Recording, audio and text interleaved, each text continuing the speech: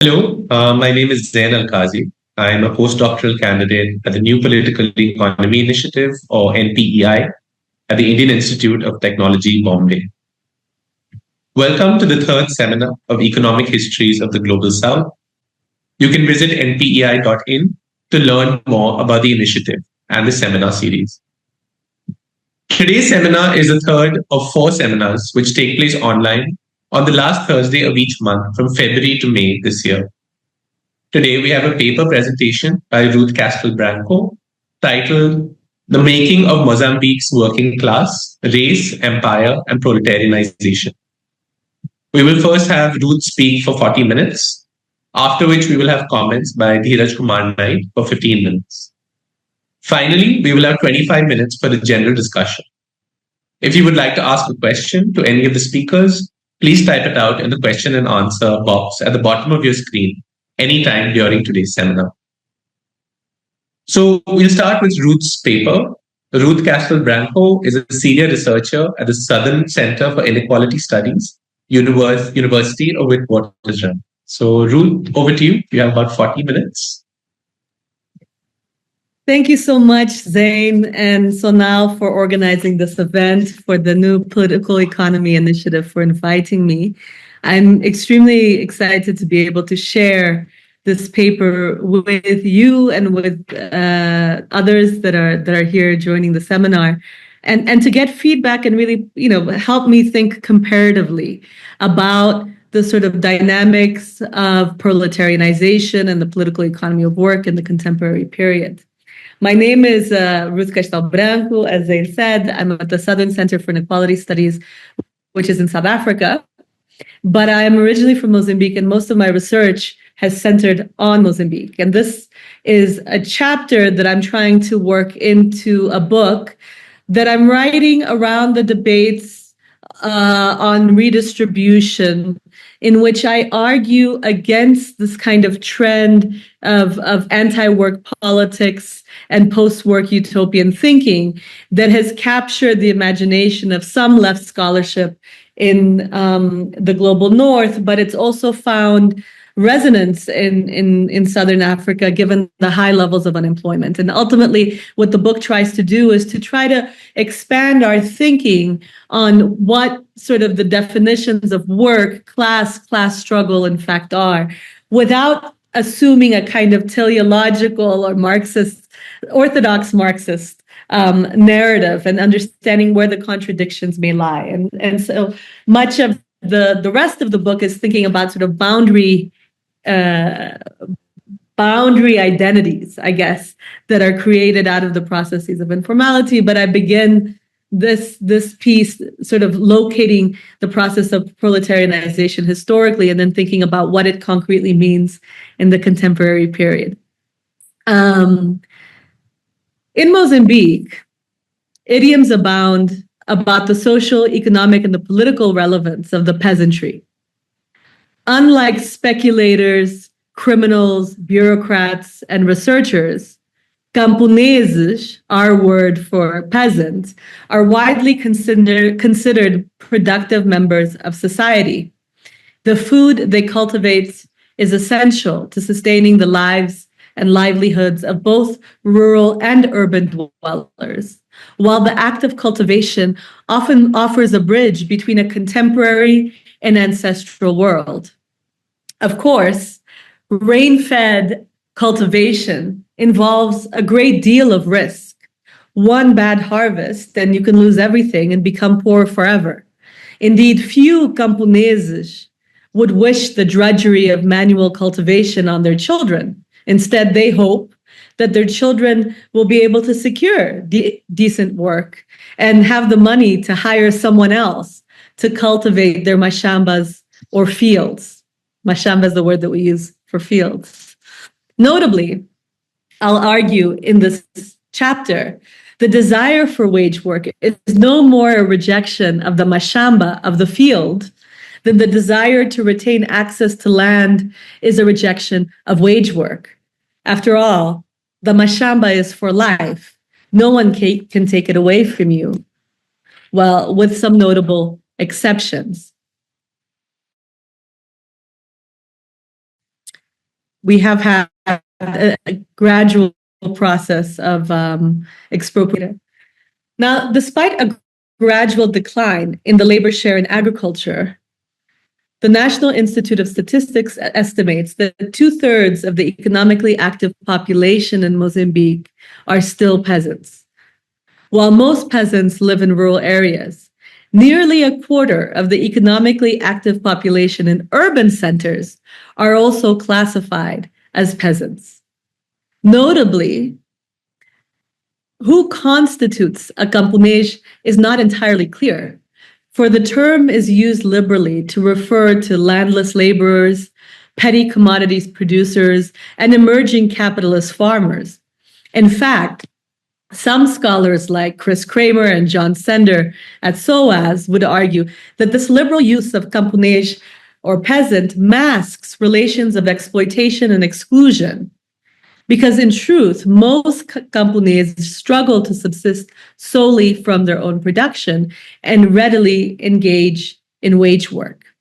So this chapter is interested in trying to unpack historically the contradictory meanings of the peasantry in Mozambique. It goes back to some of the debates of the late 1970s to 1980s, which argued that in fact there was this two separate spheres, two different modes of production in Southern Africa. One which was the capitalist mode of production, and the other which was the domestic community. Perhaps what Kalia and Sanyal might have called the sphere of non-capitalist production. And so I spend a little bit of the paper thinking about sort of this division between the places of nodes of accumulation and the domestic communities and the theories of how the domestic community reproduces or sustains capitalist accumulation. The second aspect of this paper explores the differentiated ways in which this group defined as camponeses really managed to cobble together a livelihood, or at least try. To what extent is wage labor actually as important as those Chris Kramer, John Sender, and others at the SOAS group might argue? The third section then thinks about, well, what is the role of the mashamba or the field in navigating labor insecurity? And ultimately, the paper reflects on the sort of contradictory meanings of the peasantry and what that tells us about the contested history of capitalist development in Mozambique, but perhaps more broadly in Southern Africa. But to start, I wanted to focus on the making of what Ruth first called the proletarian peasant. Others have now called the peasantariat. There's various different terms that are used.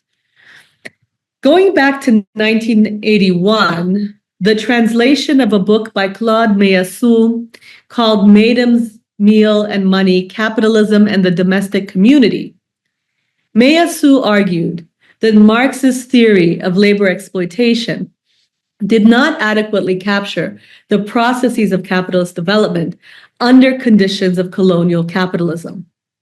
Based on his analysis of emerging commodity relations in Europe, Marx had predicted the total dispossession or disappearance of the peasantry.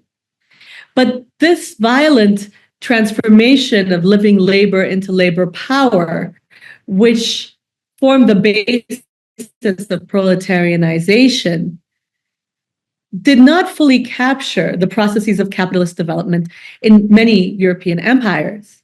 Across Africa, in fact, total dispossession was the exception rather than the norm.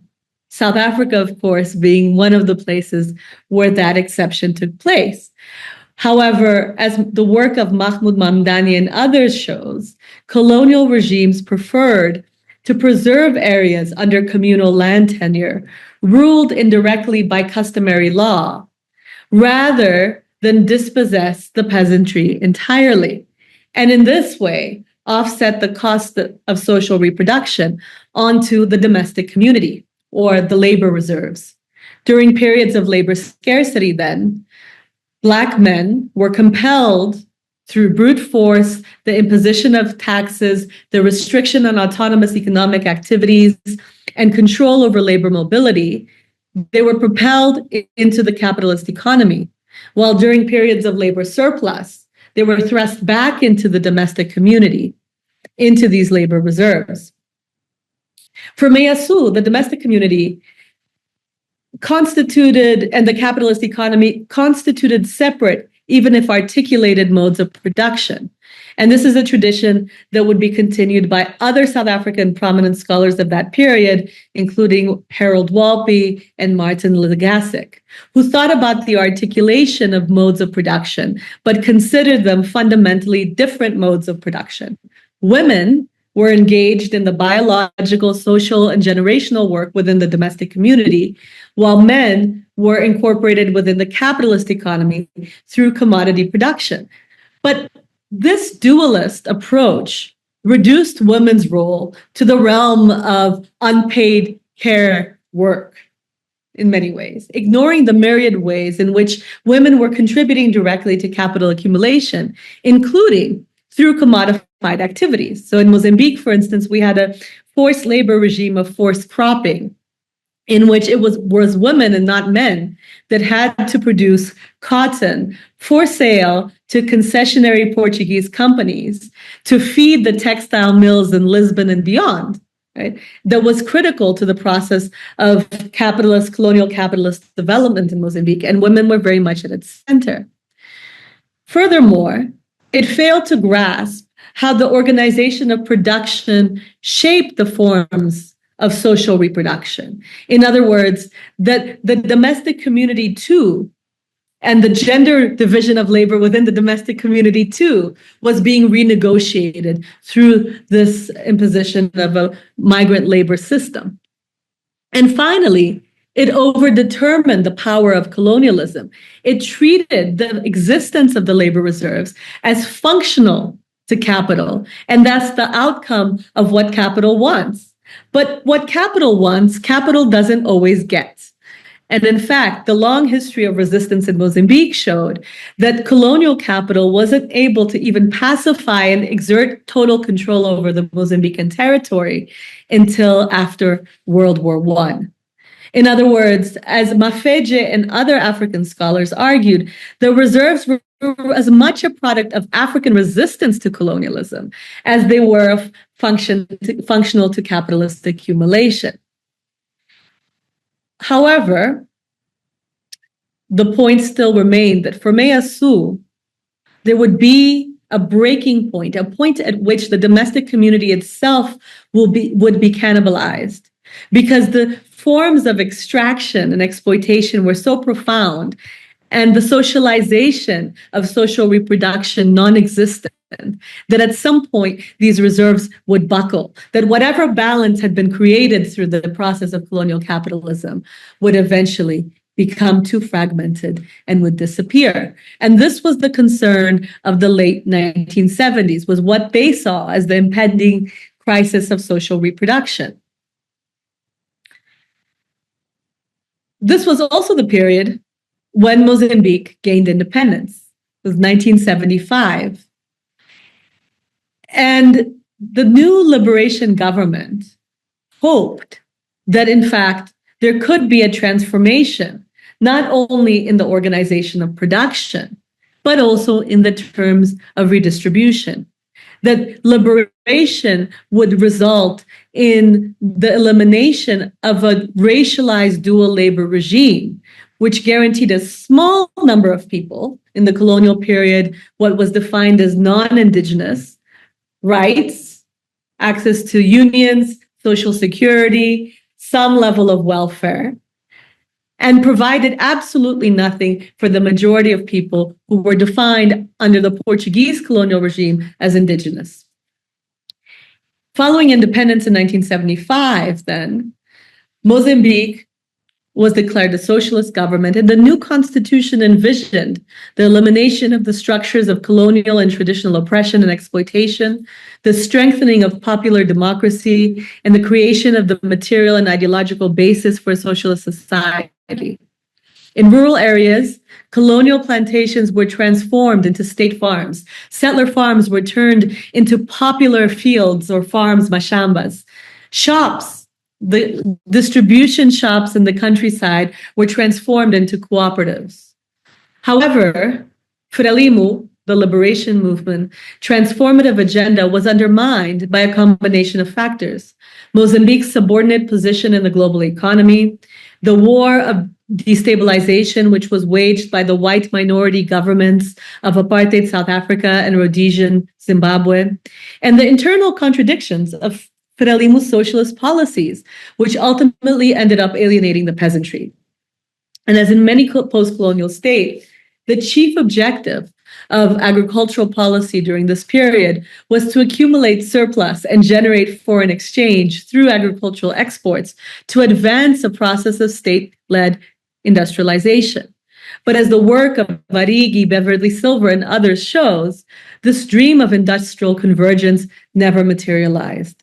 And halfway through the 1980s, Mozambique was forced to declare bankruptcy, embarking on what was called the Economic Restructuring Program, led by the International Monetary Fund with the World Bank.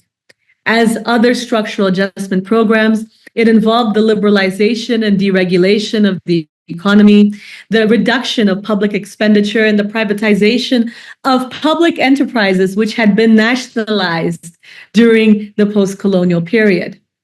Many of these newly privatized firms, for instance, the cashew industry, struggled to compete in increasingly globalized markets, leading to widespread bankruptcies and retrenchments and rising unemployment. Under pressure from an aspirant capitalist class, the government then moved to entice foreign investors by offering multinational corporations access to land and natural resources in exchange for shares, board seats, and tenders. The expansion of the extractive economy in Mozambique accelerated the process of expropriation while providing little in the way of employment or improved access to social provisioning. Today, Mozambique is among the poorest countries in the world and among the most unequal countries in the world. Only 12% of the economically active population are salaried workers. Yet, Mozambique has one of the lowest unemployment rates in Southern Africa, 3%. So what happened to the other 85% of the population? Well, the answer is that most people are categorized as small-scale agricultural workers or peasants. However, the cultivation of the mashamba, of the field, is generally insufficient to meet households' basic needs. And camponeses rely on an alternative sources of sustenance, both on and off the farm.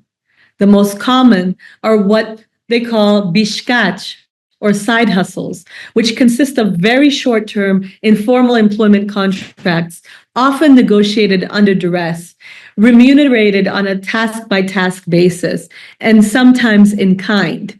When asked, what can you get from a biscate, people say, well, it's about enough to buy salt. And sometimes it is salt. The lowest paid biscate is what's called ganho-ganho, or agricultural day labor.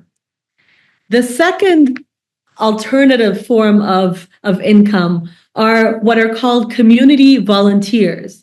These are people who work for non-governmental organizations, international development agencies, or even institutions of the state.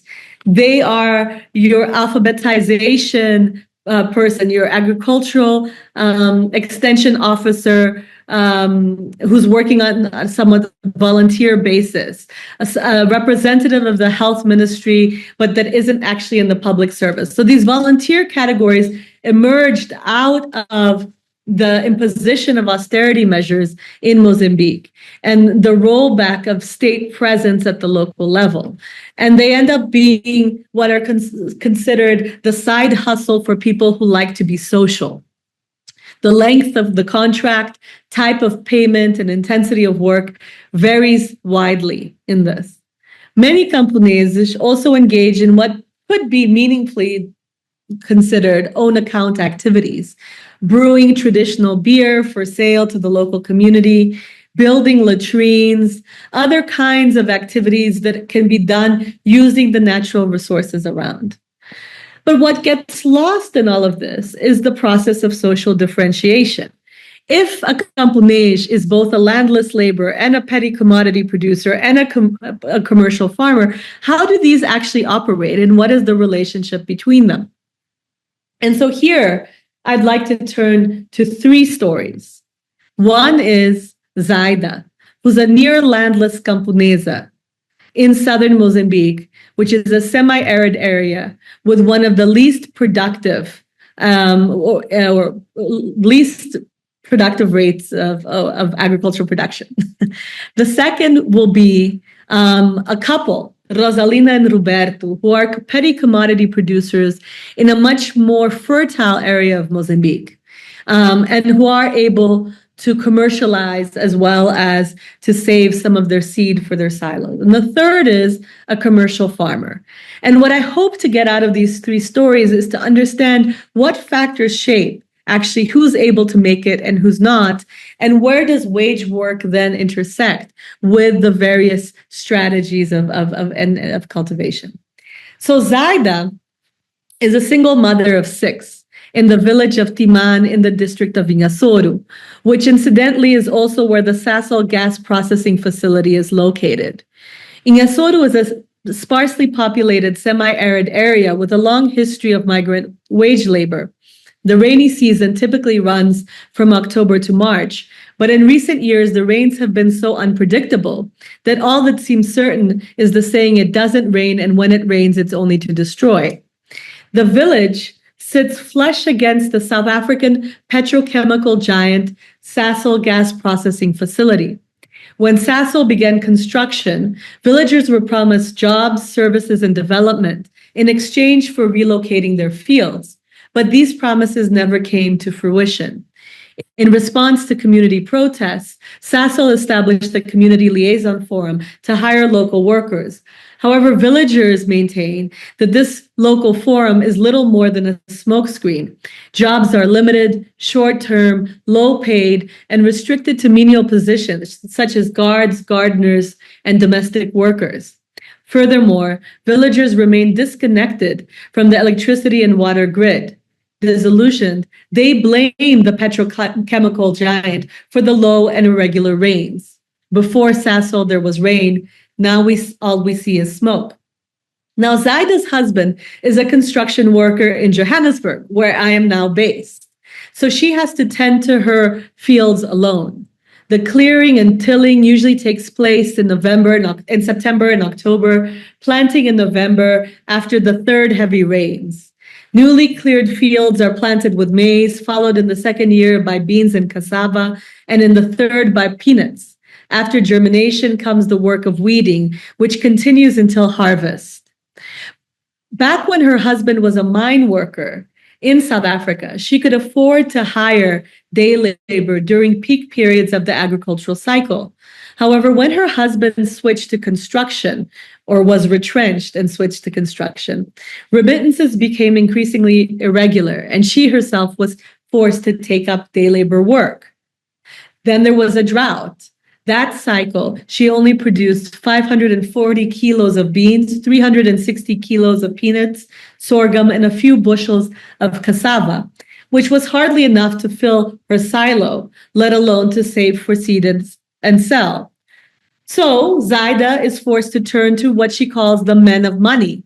Her first port of call is Uncle Manuel, a former mine worker in South Africa who turned into a traditional healer with an extensive fleet of taxis that link her town to Johannesburg.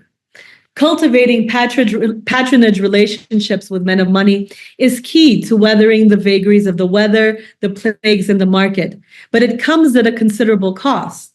On the one hand, interest rates are exorbitant. If repaid in cash, they hover at around 25%. If repaid through debt labor, they can be as high as 100%. On the other hand, the period of high labor demand for debt labor repayment coincides with the agricultural cycle's most labor-intensive period. Therefore, Zaida must choose between earning immediate income from day labor at very low wages and making a long-term investment in her mashambas. Because she relies on this patronage network, she ends up picking day labor work, and she gets trapped in this relationship of debt. Rosalina and Roberto, on the other hand, they are in the town of Riani, in the district of Ribawe, which is an area with fertile soils, cool temperatures, above average rainfall, and numerous natural depressions which hold water for the dry season.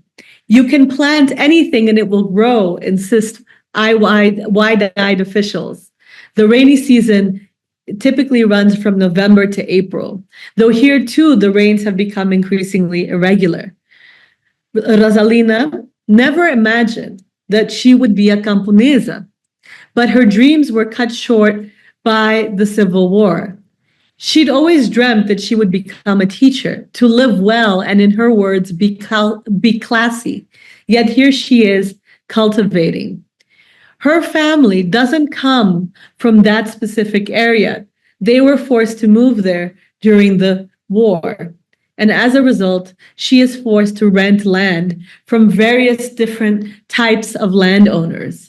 And with growing speculative investment in the area related with mining, landowners have begun to prohibit lands or increase the prices.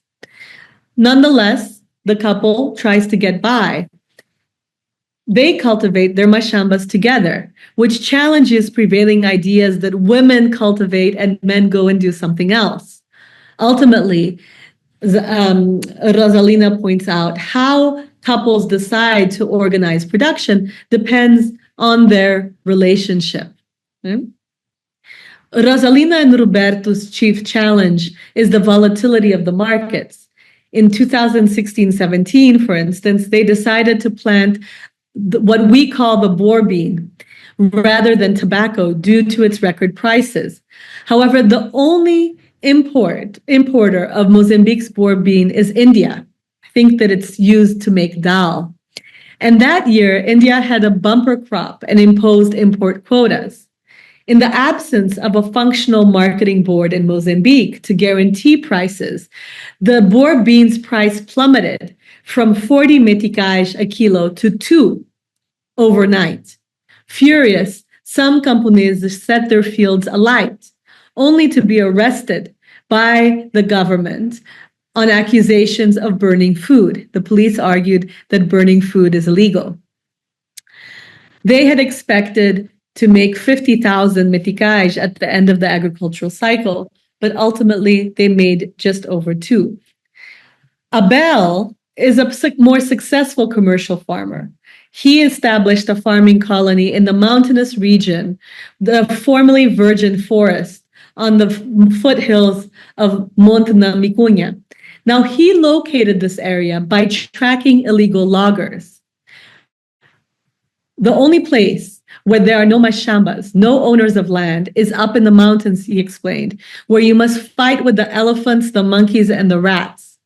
One day, illegal loggers made a pit stop in his town, and he could tell from the size of the logs that they were coming from an area that hadn't been cultivated in a long time. Abel befriended the driver, and when they returned to do further logging, he hitched a ride. Once he identified the location, he got permission from the chief to set it up into plots and establish a farming colony. He has a pension from the armed forces, and with that, he's able to hire day laborers. During the peak period of the agricultural cycle, Abel and his wife live in the colony, which today houses approximately 60 households. Renowned for its productivity, the area then attracts the marketing agents from as far afield as Malawi, circumventing the problem of how to transport produce to market. The expansion of rain-fed agriculture into previously forested areas, often in tandem with illegal logging, has increased deforestation, and estimates suggest that the entire province will be transformed into mashambas within a decade. So what do these 3 vignettes tell us about the livelihood strategies of camponeses in Mozambique? Although many camponeses do rely on wage labor, what these 3 vignettes tell us is that there's not as much wage work taking place as some of the purposive labor force sampling methods conducted suggest. And that state support for small-scale agriculture is not just a concern for wealthier farmers, but also for near-landless camponeses and petty commodity producers.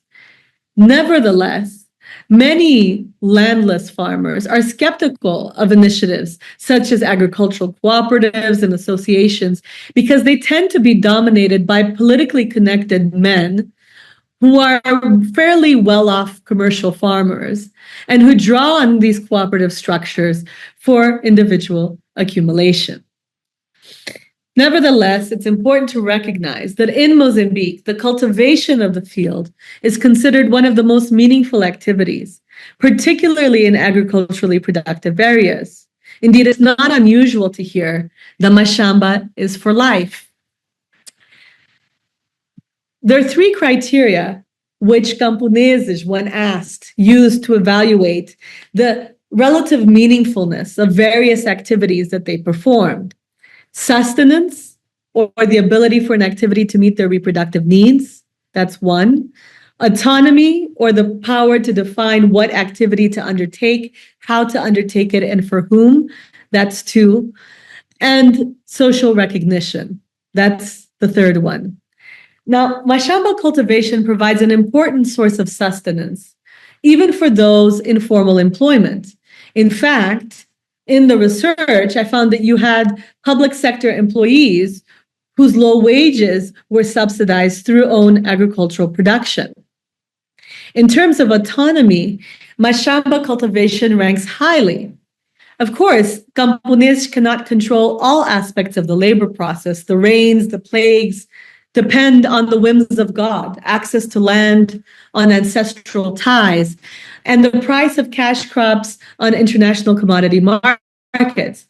Nonetheless, they can decide what to plant, when to plant it, and how to cultivate it, and who to sell it to. And that is quite different from the colonial period, where you had the regimes of forced cropping and labor plantations. Mashamba cultivation, as I alluded to at the beginning of the talk, also ranks highly in terms of social recognition because it's regarded as a productive activity that not only sustains the household, but society. It also provides a link to an ancestral past. In fact, it's not unusual to hear elaborate stories that connect lineages to ancestors' arrival on the land. An example is this.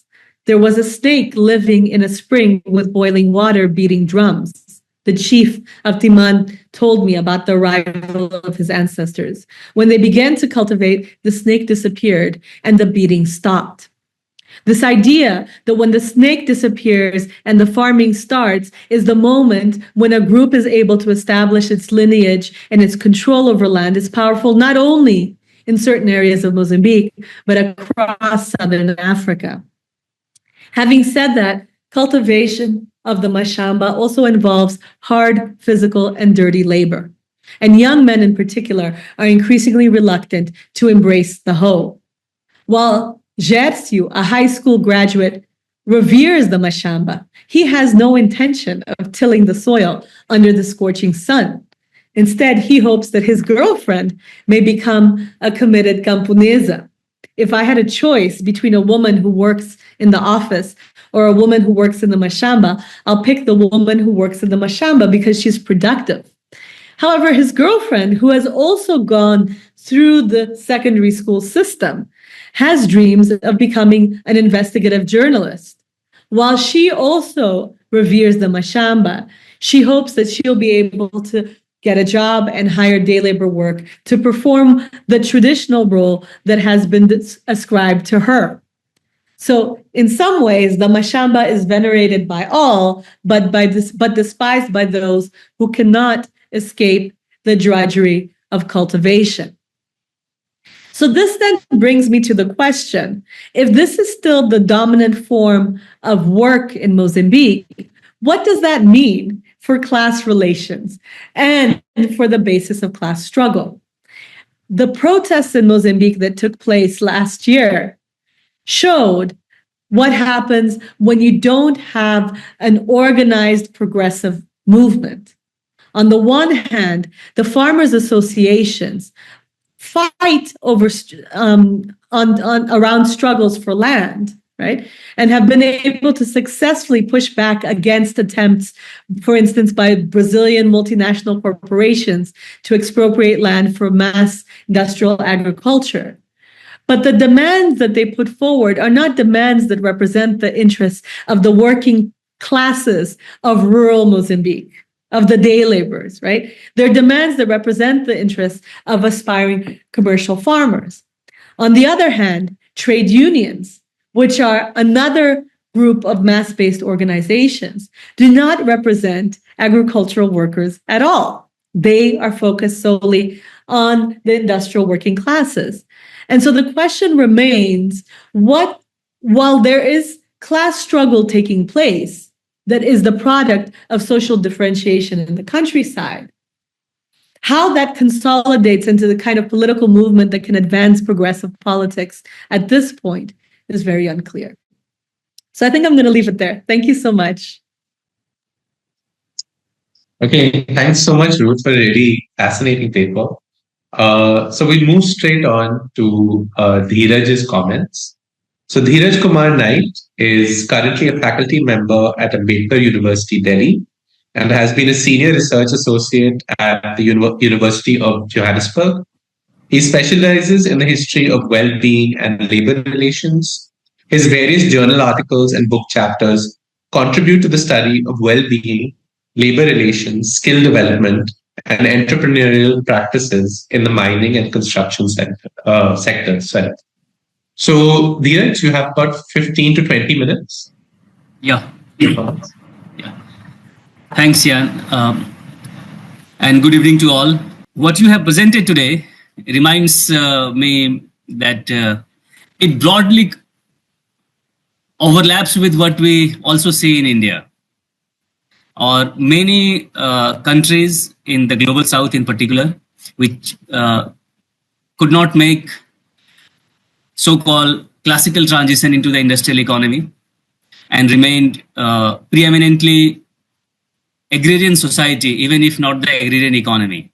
So first distinction, which is important, that you have also included in your observation, that the share of agrarian economy to the GDP decreased, and now it is, in case of Mozambique, around 25%. In case of India, it is around, now after the pandemic, it is around 18 or 16 to 18%. However, contrary to the dominant theocentric understanding of the transition from agrarian to the industrial society, what we see is a significant difference where the share of the agrarian economy in the GDP decreased, but the share of the working population is still seeking their livelihood and remain dependent on agriculture is still vast. In Mozambique, you say around 2/3 of the total productive population. In case of India, we have around 55 to 60% of the total working population is still in one or other way dependent on agriculture, even though contribution to the GDP has come down to less than 1/5 of the total economy. So that is what distinguishes most of the world, which we consider as the global south, and which could not make a successful transition into the industrial economy and rural to the urban center. Furthermore, what is equally characteristics of this part of the world, and thanks that you have emphasized that, because that point is getting lost in the public discussion on the agrarian society and the agrarian economy, that is the social differentiation, socio-economic differentiation within the present society. Till the 1980s, scholars focused on the social differentiation and its importance in the study of the transition debate. However, of late, we tended to focus on the conflict between peasant and capital, the conflict between the peasant commodity producer on one side and the large farming corporation who are keen on grabbing the land, displacing the autonomous peasant commodity producer. So that conflict has overshadowed the significant issue of socio-economic differentiation within the peasant community. The peasant community became hugely differentiated, was no more a uniform, homogeneous community. However, the public discussion often tends to overlook it or underestimate the implication of the growing socio-economic differentiation within the peasant community. And that stands out in your discussion, and that is what, again, distinguishes the problem of or the distinguishing feature of the developmental path in the global south, which was not where peasant became predominantly the urban working class or industrial working class, or the self-employed peasant became the wage laborer. That transition did not happen. Here we have mosaic of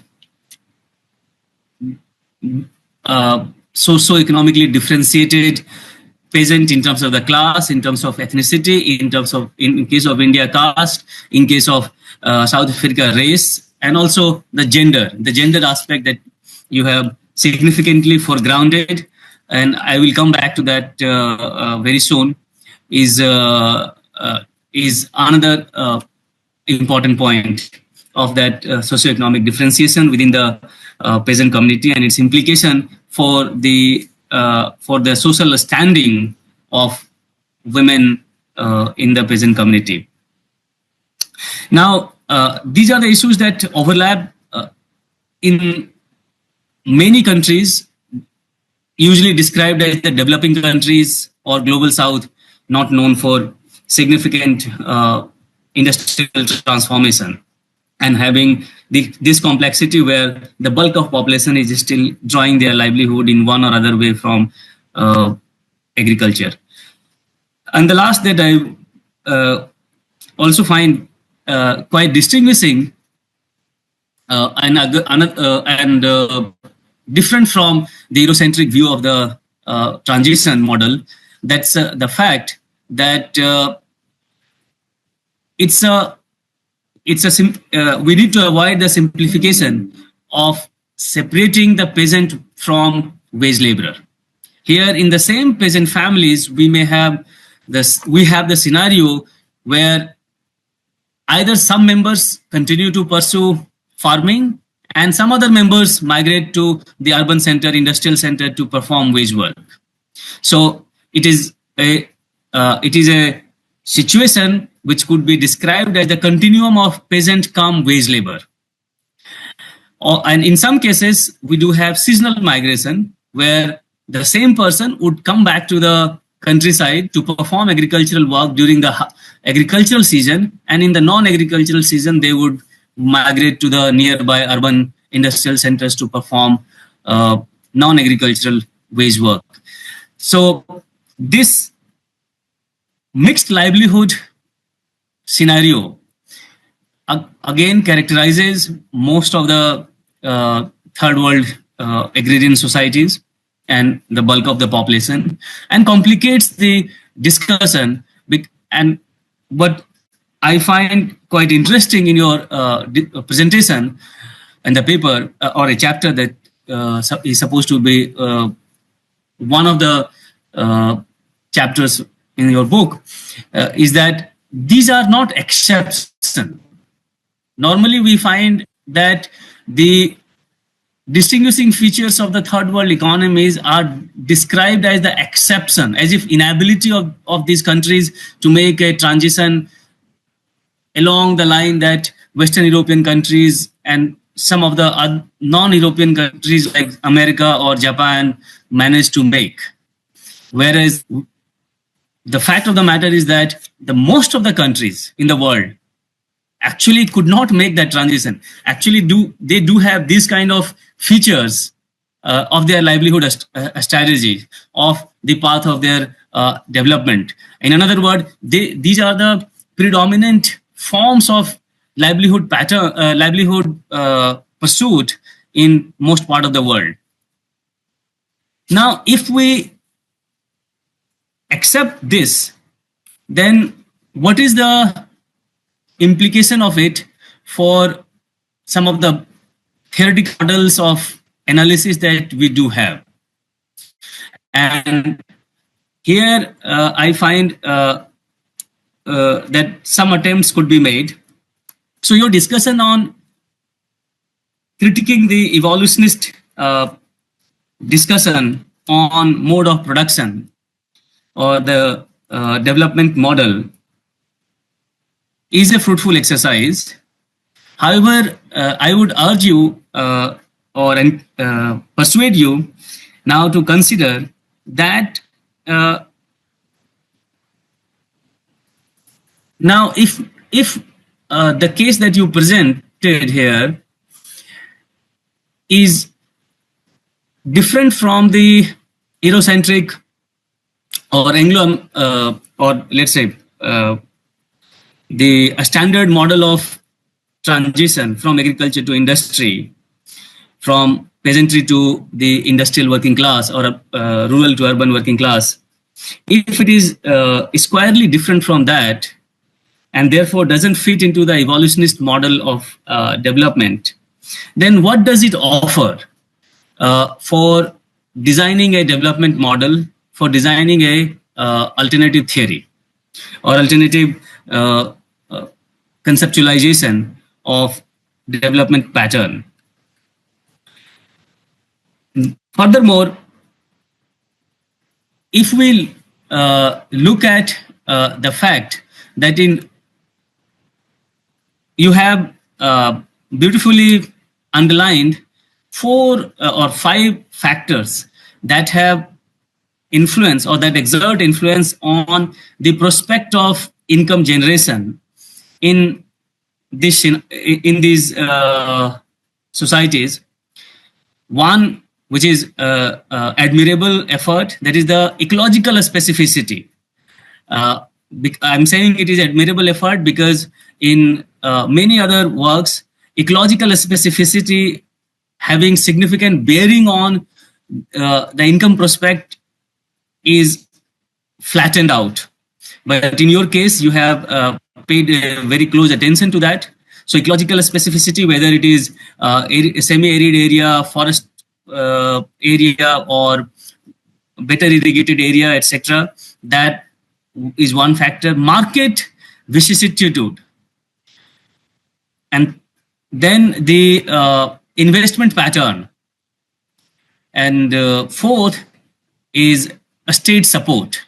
So these are the 4 important factors that appear in your discussion to have a significant bearing on the income prospect.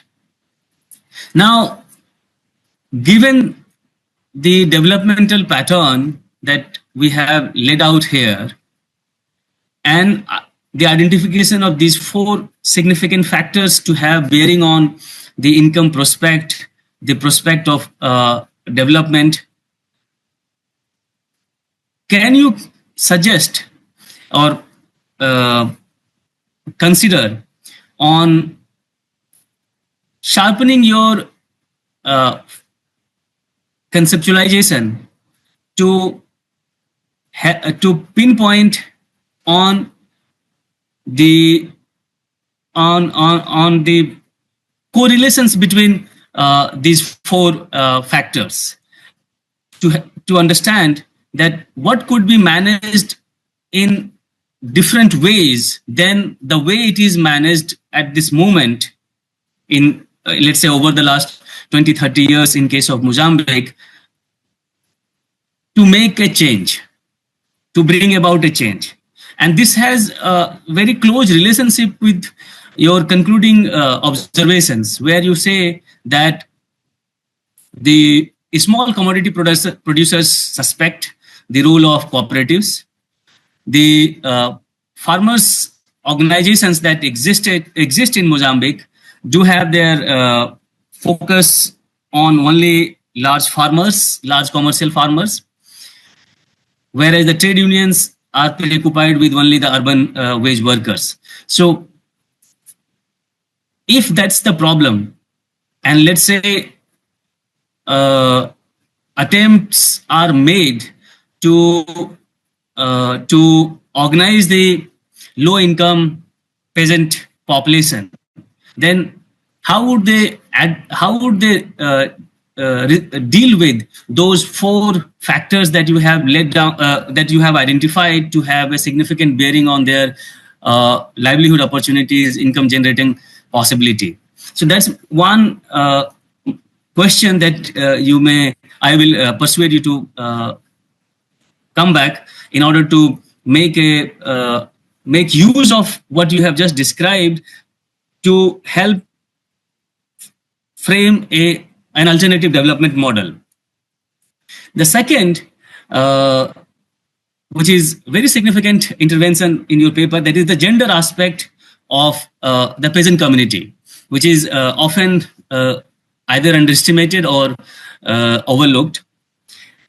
However, I would also now urge you to consider, in light of the work done by some of the scholars like Mezzadri, Alessandro Mezzadri and others, that women, when we consider gender aspect of the peasant community or the working class, it doesn't mean just the gender division of labor, gender division of work, where men often concentrate on cash crop cultivation or migrant wage labor, whereas women are concentrated in food crop cultivation or managing the rural farm.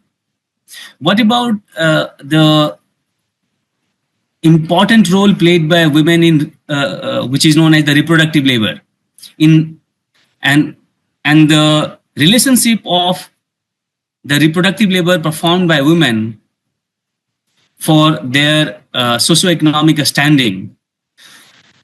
The underestimation of the importance of reproductive labor performed by women for the social and economic standing of the women in the peasant community and the society at large. Because Mezzadri suggests that when we are making a corrective effort to highlight the gendered aspect of work and income in the working population, we still focus only on the productive realm of gendered aspect of work, whereas the integration of reproductive labor preeminently performed by women would help us complicate the existing discussion and sharpen the lens on the experiences of the women working population for understanding of many of these issues that you are also interested in. And the last point that I want to engage with here, which is historical sociology of the peasant community. That's the experiences and self-perception shared by the peasant community. And what you described here, that is a tension-ridden scenario where farmers tend to take pride in meaningful association with farming and the field, the opportunity, the resources at their disposal and the opportunity of cultivation, which is the source of their autonomy, self-pride, and also livelihood. On the other hand, the self-deprecating view that it is also dirty work, it is physical exertion, and in order to pursue a decent work after being educated, it is desirable to exit farming, it is desirable to exit agrarian economy and make a switch to the clean white collar job or urban better paid work. In case of India, around 2012, a leading political scientist who works on the agrarian society, Partha Chatterjee, made a similar observation about the farmers in India. and in his case, especially about the farmers in Eastern India. And based on this observation, he argued that that's why we could not have the same kind of peasant movement that India did have historically till the 1970s. And he argued that till that point of time, becoming a peasant was the desire. And that's why landless agricultural laborer wanted land and wanted land reform, land redistribution, etc. Because becoming a peasant was the objective. And remaining a peasant was the, and therefore there was the resistance to peasantization. The desire for peasantization was the driving force of the peasant movement, and they wanted a state support, subsidies, etc., in order to make it fruitful livelihood. By contrast, in the early decade of the 21st century, that is no more the case. Relatively educated family members, young generation in the rural areas don't have the same desire. In fact, they do have self-deprecating view of their own livelihood, of their association with the being stuck in agriculture because of absence of the choice, and because of the non-attractive opportunities in the urban industrial economy. And it has, as Partha Chatterjee rightly says, significant bearing on the prospect of the peasant movement. Although India is witnessing one of the largest peasant movements in the last few years because of the change in the agrarian laws that was brought about a few years back, and we continue to see its resilience, but that's confined to one part of India, predominantly northwestern part of India. So now this historical sociological observation is another interesting feature of your discussion. Can you do you see the similar kind of possible ramification for the prospect of peasant movement, which Partha Chatterjee underlined in case of India?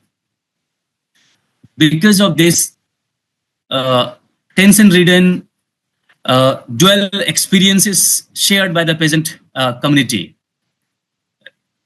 So I would seek your view on that, because that would have some implication for the curiosity that you underline towards the end of your paper, that whether these small commodity producers could be organized and could have emancipatory potential through their organization for the working class movement or for the movement of the productive classes in Mozambique, vis-a-vis other two social groups who are relatively better organized and articulating their grievances to seek some policy resolutions. So these are some of my observations, and I look forward to your book actually to read. And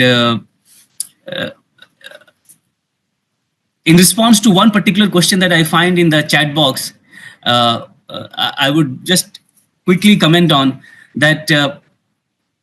Independence of Mozambique or independence of India or independence of South Africa from apartheid might not have solved many problems. But let's not forget that what was Chibaro in some parts of Southern Africa or Chibalo in case of Mozambique could not continue in independent Mozambique. And it is a significant gain. We should not undermine the importance of independence, therefore.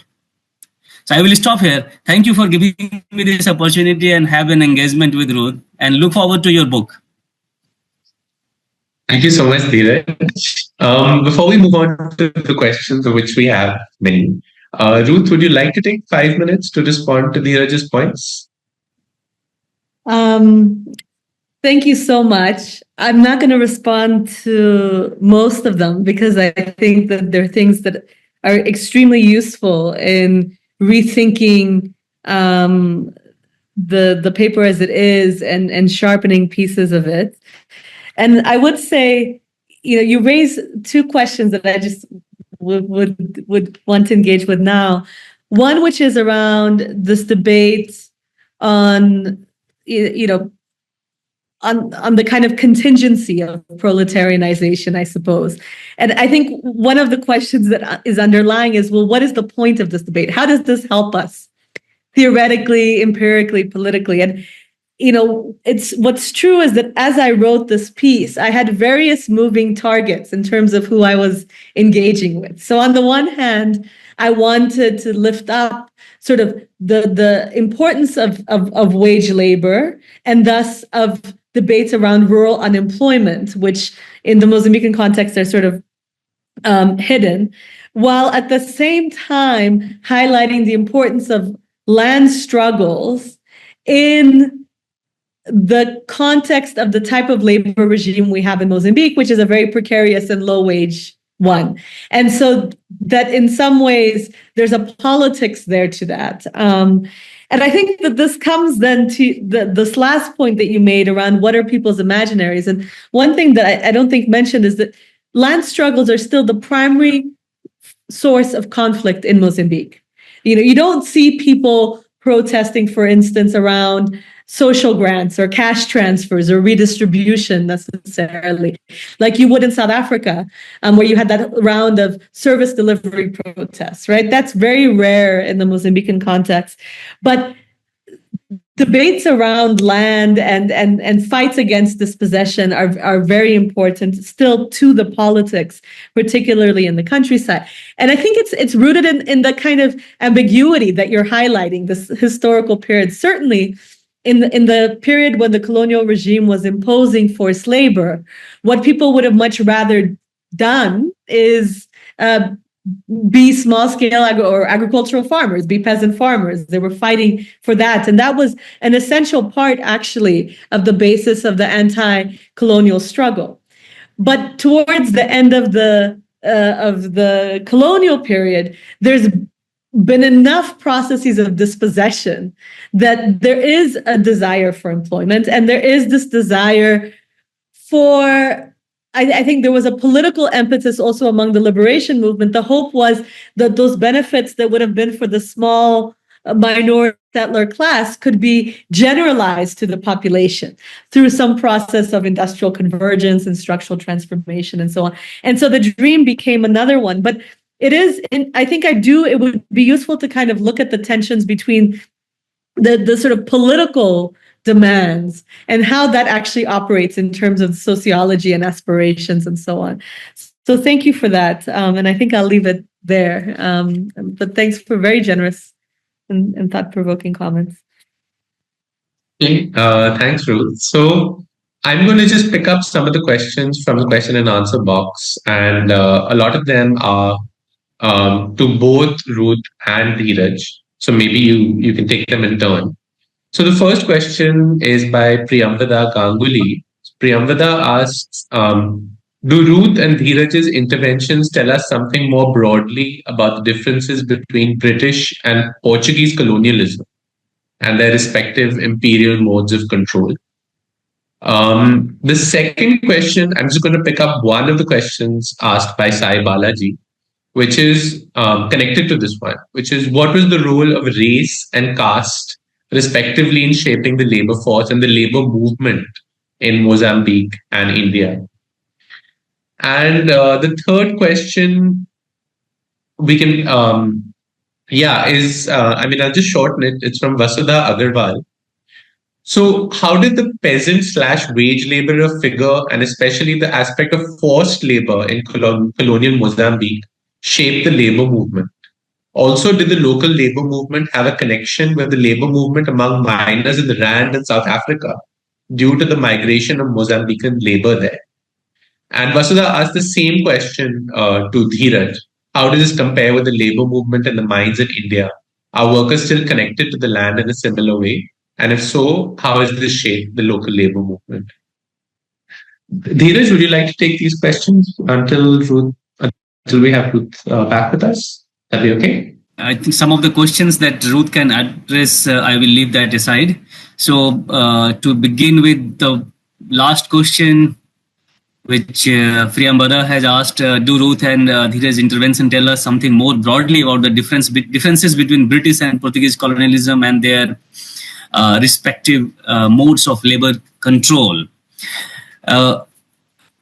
There are a few scholars who make a lot about this difference between British and Portuguese colonialism and their respective modes of labor control. And some opinion is made like that British was relatively more liberal and accommodative and less coercive than the French, Portuguese, Belgium, and even Japanese. And Japanese in that hierarchy is described as the brutal one. However, as far as the modes of labor control was concerned during colonial period, between Mozambique and, for instance, South Africa as the British colony, or some other British colonies, the major difference lay in whether the colony was settler colony, which was South Africa a white settler colony as compared to the Portuguese, and then the resource endowment of those colonies, and based on that, what industrial or agrarian economy could develop. One thing was common in many British colonies and Portuguese colony in Mozambique, that they created the use of the coerced wage labor. That's the common. There was a widespread prevalence of coerced wage labor, which was institutionalized. For instance, in case of India and also South Africa, the Workmen's Breach of Contract Act was maintained for a long period of time, even when Master and Servant Act was abolished in Britain in the 1870s. In India, it continued till the 1920s. In South Africa, similar thing against the blacks continued till the mid-1980s, actually. So the use of the hut tax, the use of the chief to mobilize laborer at low wage in order to remit hut tax, or in order to bear the cost of paying hut tax, was common in many British colonies, as it was widely prevalent in Mozambique under the Portuguese colonial rule, which Ruth mentions. So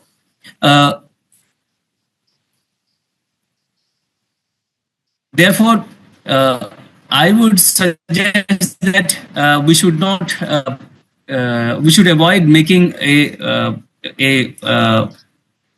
hierarchical order between less favorable and more favorable colonial rule under British than the Portuguese in Mozambique. That another question is, can you say something about workers' housing? What conditions did urban wage workers live in colonial Mozambique? Does the state provide housing? Yeah, Ruth can come back and answer that. What was the role of race and caste, respectively, in shaping the labor force and labor movement in Mozambique and India? And what is the role and the conditions of women in urban and or industrial wage work in contemporary Mozambique and India? On Mozambique part, Ruth can come in.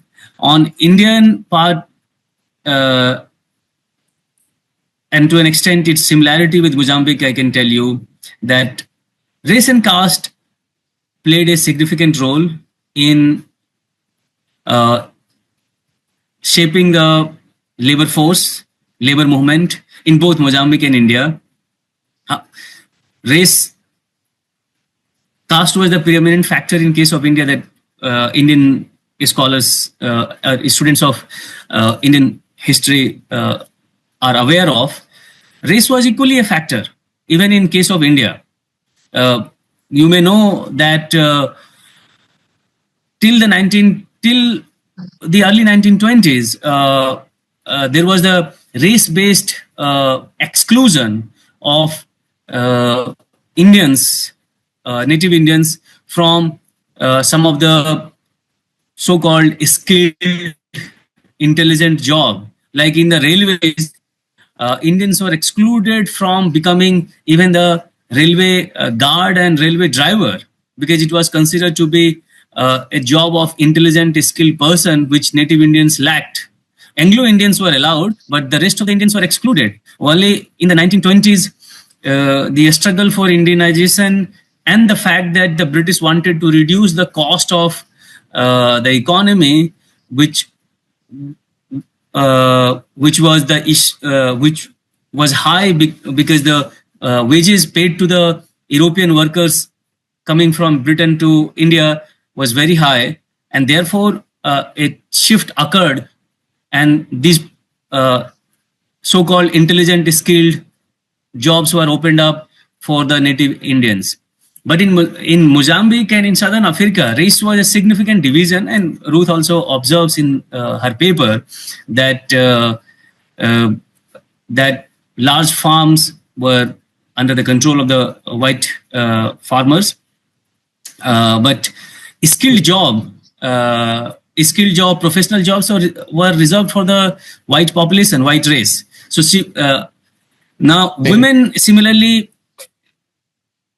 Sorry, yeah, you want to say something? Yeah, I just maybe since Ruth is back with us now, she dropped off for a second. Maybe you can address the early set of questions, Ruth, and the ones that Dhiraj has just spoken to. Sure. Sorry, I dropped off. So I think that, I think Dhiraj's point is an important one, that, there's that creating these hierarchies between colonial powers is not a very useful political exercise. But I think what is different when we look at the relationship between Portugal and Britain in Southern Africa is that Portugal essentially used its position to barter human labor. Mozambique was not effectively colonized until the 20th century.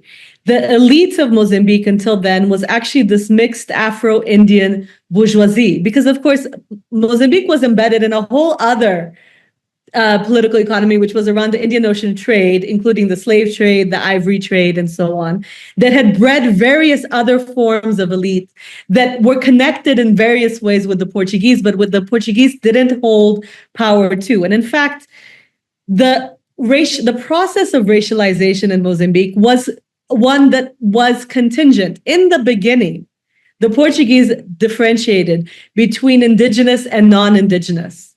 And indigenous were people that they defined as not having disconnected themselves in some way to their race, right? It was a different categorization from strictly black and white, because there was no way that the African bourgeoisie of Mozambique at the time when Portugal was trying to assert its power would have accepted any kind of subordination to Portugal, right?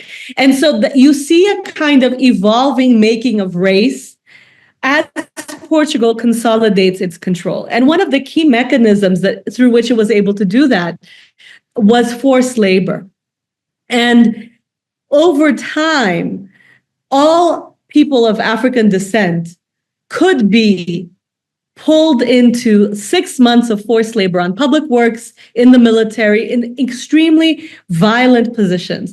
And what that effectively did was that it undermined the possibility for voluntary labor, because you couldn't refuse work at all if you could be then drafted into forced labor. And it became impossible for Africans in particular to operate in a free labor market. Obviously, this had implications in terms of trade union power. So, there were efforts by Black workers to unionize. Those were severely repressed. Black workers that were militant were not only subjected to corporal punishment, which was sort of administered in a widespread way, imprisonment, etc., incredible levels of violence, but could be deported to the plantation colony of São Tomé and Príncipe off the coast of Angola, which was essentially populated by all sorts of people that were removed by the Portuguese from mainland Africa there. White trade unionists were militarized, because remember that Portugal was also a fascist regime. And so there weren't any independent trade unions, even for white workers. It was a corporatist regime until almost the end of the colonial period. And so this meant that, the forced labor regime allowed for the entrenchment of a dual, a sort of racialized labor regime, and it enabled the sort of racial privilege of whites. At the same time, it created a problem of labor scarcity, because Africans who could would flee to South Africa, where wages were paid, were higher and paid more regularly. And in fact, in a case that was lodged by the government of Ghana against Portugal for continued forced labor after the forced labor conventions of the International Labor Organization, et cetera, the ILO statement said, look, if you just paid people well enough, you wouldn't have to use compulsion, right? And so there was always this tension in the colonial period that was in some ways a reflection of the organization of production of the Portuguese colonies, which were not based, until at the very end, were not based on high levels of industrialization, productivity, et cetera. So there wasn't this concern which emerged in South Africa much earlier, with the creation of a permanent Black working class, with the emergence of trade unions, with the extension of pensions, et cetera, to Black workers. That didn't exist.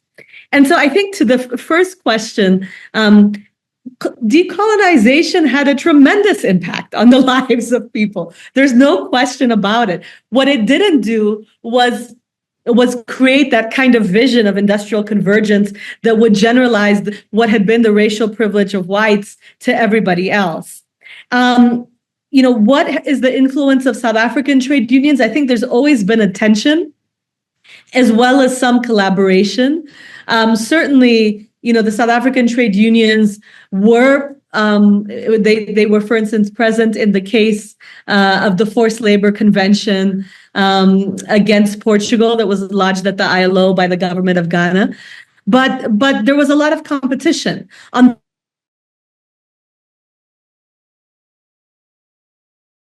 wages and working conditions of Black South African workers, because they came under these guest worker programs.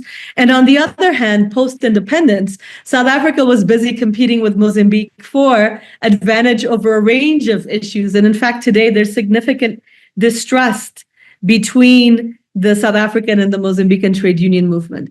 But that's also, I should say, the contemporary Mozambican trade union movement is the product of a socialist past, in which the trade unions were transmission belts for the vanguard party. They were the ones who were responsible for enforcing the production quotas that were decided upon by the Central Committee of the party during the socialist period. So we have never had, actually, in Mozambique, a trade union movement that emerges out of oppositional politics. And that continues to be a challenge today, because, of course, today, there is no worker-peasant alliance, even in discourse, right? The government represents the interests of capital. Dhiraj, we have just 2 or 3 more minutes. Would you have any concluding remarks or any questions that you wanted to answer? Thanks for this event that you have organized. And we continue to look forward to other upcoming events. I find that one question that I think who has asked, let me see, one again, Sai Balaji is asking about women in urban or industrial wage work in contemporary Mozambique and India. After reading Ruth's paper and some other works, what emerges that women, 2 things emerge. One, women continue to be predominantly concentrated in the rural agrarian economy, and men preeminently in the urban industrial economy. And there is a gendered wage gap, gender division of work, etc.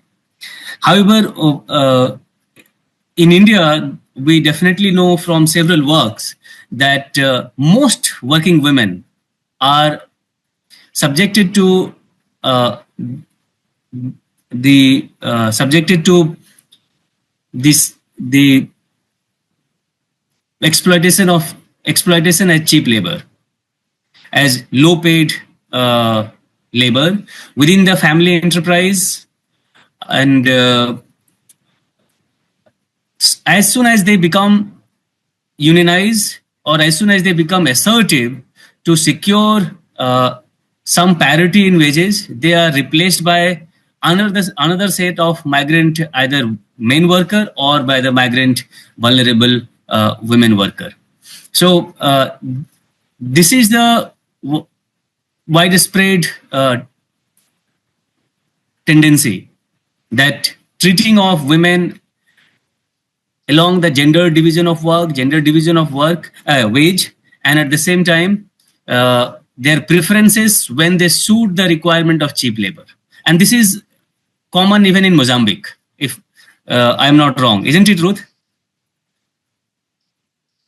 Yes. So that's the gender dimension of work in contemporary India and Mozambique, and which confronts the women's campaign for seeking equality. So I will stop here. Thank you so much. Thank you to both of you.